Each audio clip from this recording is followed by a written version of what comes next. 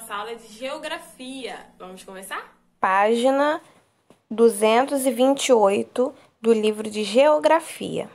Os materiais usados na construção de moradias. A história dos três porquinhos fala sobre três irmãos que constroem as próprias moradias. Cada porquinho constrói uma casa feita de um material diferente, mais ou menos resistente: palha, madeira e tijolo. Vocês conhecem a história dos três porquinhos? Vou passar um videozinho aí pra gente relembrar. Vamos lá. Era uma vez três porquinhos que viviam com sua mãe em uma pequena casa. Já era hora deles deixarem sua casa e aprenderem a viver sozinhos. A mamãe chamou os três porquinhos. Queridos filhos, chegou a hora de vocês saírem para o mundo. Mas nunca se esqueçam, tudo que vocês fizerem, façam da melhor forma possível. Essa é a única maneira de permanecer vivo. Felizes e tristes ao mesmo tempo, os três porquinhos se despediram de sua mãe e foram pelo caminho. Depois de um tempo, eles encontraram um espaço onde eles poderiam construir sua própria casa. O porquinho mais jovem estava determinado a construir sua casa com palha. Ele pensou que esta era a maneira mais fácil e rápida de construir uma casa dessa forma. Sobrava bastante tempo para brincar. O mais novo deles terminou sua casa em um dia.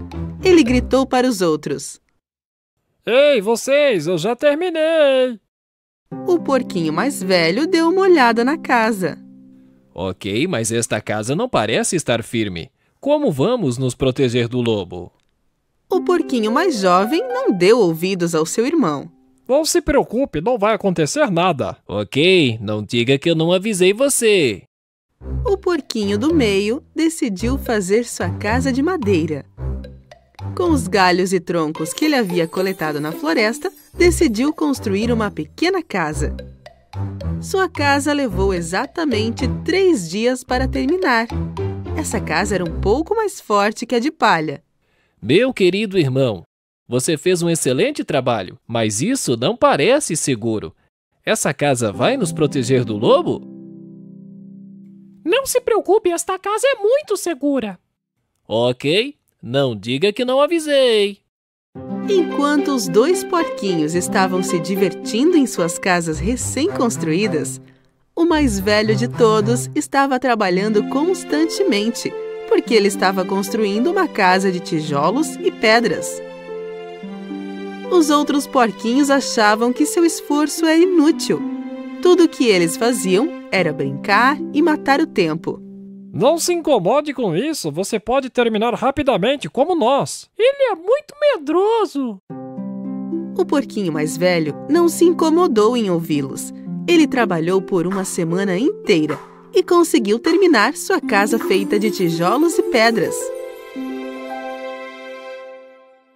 Um dia depois, um lobo faminto chegou perto das casas. Ele primeiro ficou em frente à casa feita de palha. O porquinho estava descansando em sua casa feita de palha. O lobo bateu na porta. Abra a porta e deixe-me entrar. Se você não fizer isso, vou soprar e explodir sua casa. Você não pode fazer nada, minha casa está bem forte. Então o lobo bufou e soprou e explodiu a casa. Mas ainda bem que o porquinho conseguiu fugir. Ele correu para a casa do seu irmão, feita de madeira. Ele bateu na porta e quando o porquinho do meio abriu, o outro porquinho se atirou para dentro da casa. Rápido, fecha a porta, o lobo pode entrar aqui. Não se preocupe, ele não pode fazer nada aqui nesta casa. Depois de um tempo, o lobo chegou até a casa de madeira do segundo porquinho e gritou: Abra a porta e me deixe entrar. Se você não fizer isso, vou soprar e explodir sua casa. Você não pode explodir minha casa! Então o lobo bufou e soprou, explodiu a casa e derrubou. Os porquinhos correram para a casa do terceiro porquinho. Irmão, o lobo está vindo por aí. O que vamos fazer? O porquinho mais velho respondeu com certeza. Não se preocupe, o lobo não pode entrar nesta casa. Um pouco mais tarde, o lobo faminto chegou até a terceira casa e gritou: Abra a porta e me deixe entrar. Se você não fizer isso, vou soprar e explodir sua casa. Nem tente, lobo mau. Você não pode entrar nesta casa. O lobo ficou muito irritado. Ele bufou e soprou, mas nada aconteceu. Ele não conseguiu derrubar a casa. Ele tentou e tentou, mas ele não conseguiu mover um único tijolo. Finalmente, já exausto, o lobo decidiu tentar uma outra maneira de entrar. Ele viu a chaminé no telhado e começou a escalar. Percebendo que o lobo ia subir no telhado e descer a chaminé, o porquinho acendeu rapidamente a lareira logo abaixo da chaminé e colocou uma grande panela de água. O lobo mal escalou a chaminé e já se atirou.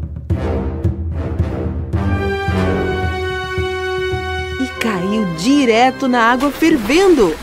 Ah, me ajude! Eu estou me queimando! Me salve! Ah, me ajude! Finalmente livre do lobo, os porquinhos se abraçaram com alegria. Os 3 porquinhos foram à casa de sua mãe no dia seguinte para contar a ela tudo o que aconteceu. O mais novo foi até a sua mãe e disse: Você estava certa, mamãe. Tudo o que fazemos neste mundo, temos que fazer o nosso melhor. Se você realmente se esforça em algo, será um sucesso. A partir daquele dia, os 2 porquinhos nunca mais foram preguiçosos. Trabalharam duro como seu irmão mais velho e viveram uma vida feliz e segura.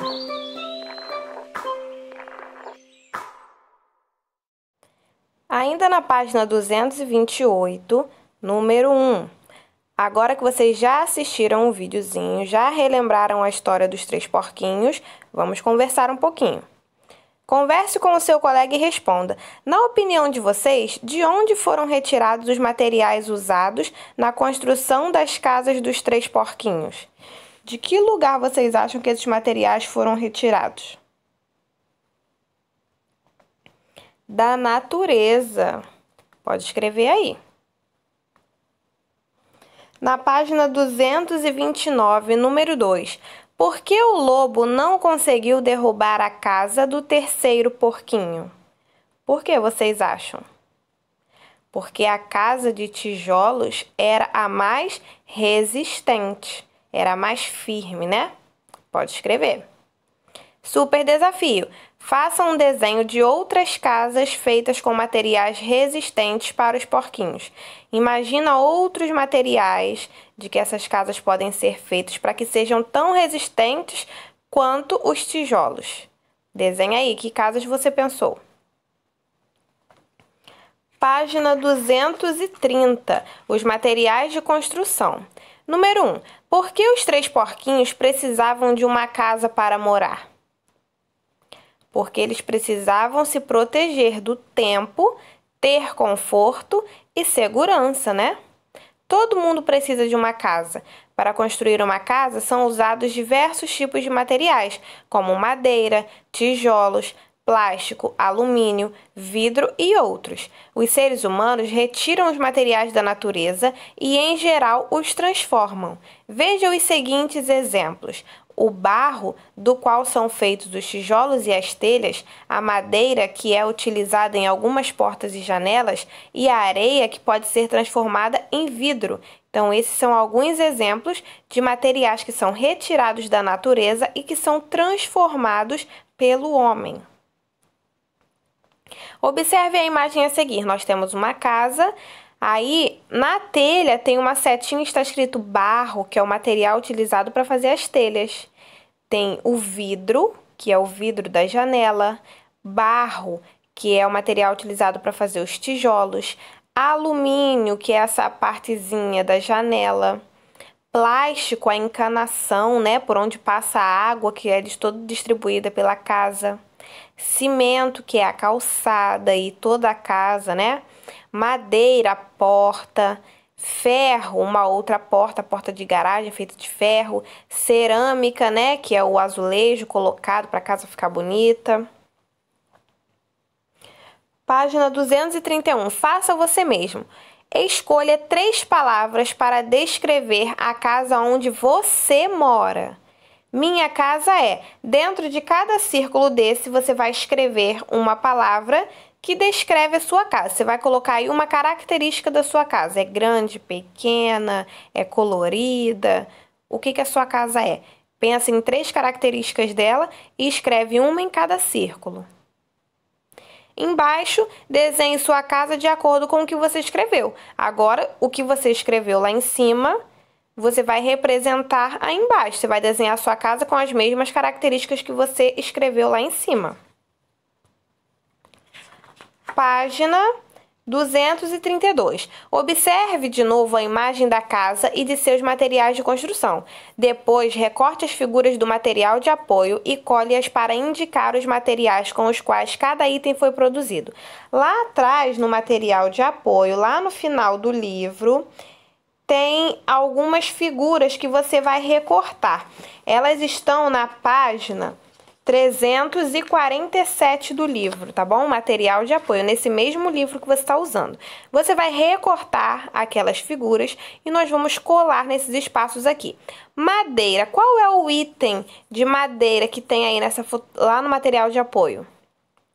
É a porta, então você vai recortar a porta e vai colar aí. E de ferro? O portão, esse portão é de ferro, você vai recortar e vai colar ele aí. De plástico, o que nós temos de plástico lá nas figuras? O cano, né? A tubulação onde passa água. E a areia? O vidro. A areia é a matéria-prima do vidro, é o material que é utilizado para a fabricação do vidro. E o barro? As telhas e a calçada de cimento. Pode recortar e colar, todos eles. Página 233. Moradias de diferentes tipos. No campo, na floresta, na praia e em outros lugares afastados da cidade, é comum que as pessoas construam suas moradias com os materiais disponíveis na localidade e adaptados ao meio ambiente onde vivem. Veja os exemplos a seguir. A primeira moradia aí, a população de inuites ou esquimós, na Groenlândia, constrói casas de gelo temporárias quando sai para caçar e pescar durante o inverno. Essas casas são chamadas iglus. Olha que interessante, uma casinha feita de gelo. Embaixo nós temos as palafitas. Palafitas são casas de madeira construídas sobre a água, próximas a rios, lagos e mares. Elas são construídas em locais com risco de inundações, porque se a maré subir, né, essa água, esse rio transbordar, vai encher a casinha, né? Então, o nome dessa casinha, feita de madeira, que fica sobre o rio, ou lago, ou mar, é palafita.